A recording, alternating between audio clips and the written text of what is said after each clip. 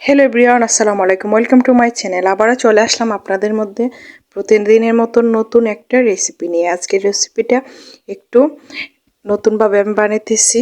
এই রেসিপিটা আমার কাছে অনেক পুরাতন, আপনাদের কাছে হয়তো নতুন হতে পারে। এটাকে আমরা বলি তেলপিঠার জাউ। এই তেলপিঠার জাউটা আমার বাবার বাসাতে সবার কাছে অনেকটাই প্রিয়। আমরা যখন তেলপিঠা বাসাতে বানাই তখন জাউটা বানানোর জন্য আলাদা রেখে দেয়। অনেকের কাছে তেলপিঠার পায়েসও নামে পরিচিত। আমাদের এখানে যে নামে পরিচিত হোক না কেন, খুবই ঝটপট এই রেসিপিটা বানানো যায় অল্প সময়ে, খেতেও অনেকটা দারুণ লাগে। তেলপিঠাটা বানানোর জন্য এখানে আমি নিয়েছি 9 পিস তেলপিঠা। এগুলো আগে থেকে বানানো ছিল, ওইগুলো দিয়ে আমি বানাবো। এখন আমি প্রত্যেকটা তেলপিঠাকে আমি 4 টুকরো করে কেটে নিতেছি। ফুটন্ত গরম দুধের মধ্যে এই তেলপিঠাটা এভাবে ভিজিয়ে খেলে অনেকটাই দারুণ লাগে। তেলপিঠাটা আমাদের এখানে সবার কাছেই এভাবে খুবই প্রিয় খাবার। জানি না কার কার এলাকায় এই পিঠাটা এইভাবে খান, কমেন্ট বক্সে জানিয়ে যাবেন এই পিঠাটা কে কে খেয়েছেন। এই পিঠাটা আমি আমার বাবার বাড়িতে আসছি, সবাই খুব পছন্দ করে। এখানে আমি বানিয়েছি তেলপিঠাগুলো, সবগুলো আমি অফ ক্যামেরায় দেখেন আমি সাইজ করে কেটে নিয়েছি। ওইদিকে আমি 1 লিটার গরু দুধ আমি ফুটিয়ে নিয়েছি। ফুটন্ত গরুর দুধের মধ্যে আমি তেলপিঠাগুলো আমি ঢেলে দিব। স্বাদ মতন চিনি, তার সাথে আমি অ্যাড করব পাউডার দুধও। গরুর দুধটা আমি আগের থেকেই ফুটিয়ে নিয়েছিলাম, জাল করে ঘন করে নিয়েছি। এখন আমি স্বাদ মতো চিনিটা দিয়ে দিয়েছি। মিষ্টিটা এত বেশি লাগে না, কারণ তেলপিঠাগুলোও মিষ্টি থাকে, তার জন্য। আমি দুধটা যখন জাল করেছি তখন আমি সাথে দিয়েছি 2টো তেজপাতা, এলাচ, দারচিনি 2 পিস করে। এগুলো দিয়ে আমি একটু জাল করে নিয়েছি যাতে সুন্দর একটা ফ্লেভার পাওয়া যায়, তার জন্য।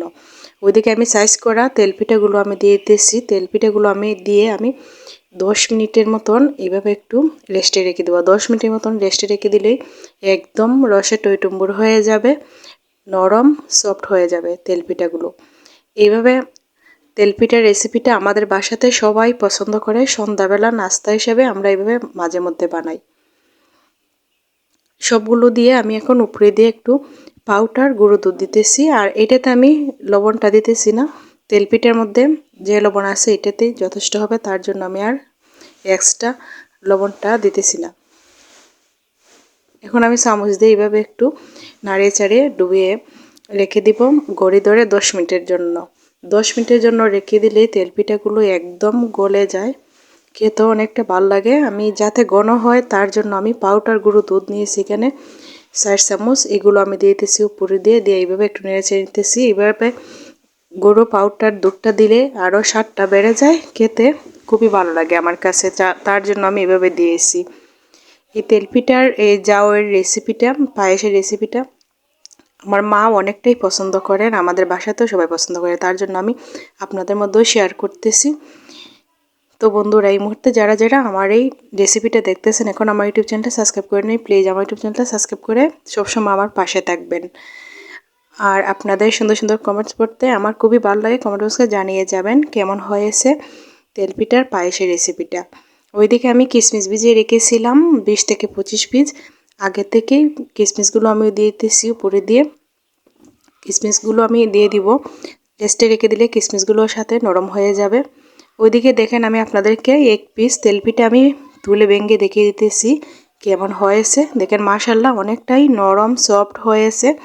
আমি 1 পিস আপনাদেরকে ভেঙে দেখিয়ে দিতেছি। দেখেন চামচ দিয়ে এইভাবে চাপ দিলেই একদম নরম হয়ে যায় তেলপিঠার। এইভাবে ভিজিয়ে রেখে দিলে, আমি 10 মিনিট ভিজিয়ে রেখেছিলাম। আপনারা যদি 20 মিনিট সময় পান তাহলে 20 মিনিটও ভিজিয়ে রাখতে পারেন। অনেকে আরও একটু নরম হয়, তাদের ক্ষেত্রে এটা আপনারা 20 মিনিটও ভিজিয়ে রেখে দিতে পারেন। দেখেন তেলপিঠাটা একদম গলে গিয়েছে চামচ দিয়ে এইভাবে চাপ দেওয়াতেই। খুবই ভালো লাগে এই তেলপিঠাটা, আপনারাও বাসাতে ট্রাই করে দেখতে পারেন। পরবর্তীতে আরও নিত্য নতুন ভিডিও নিয়ে হাজির হব। আল্লাহ হাফেজ।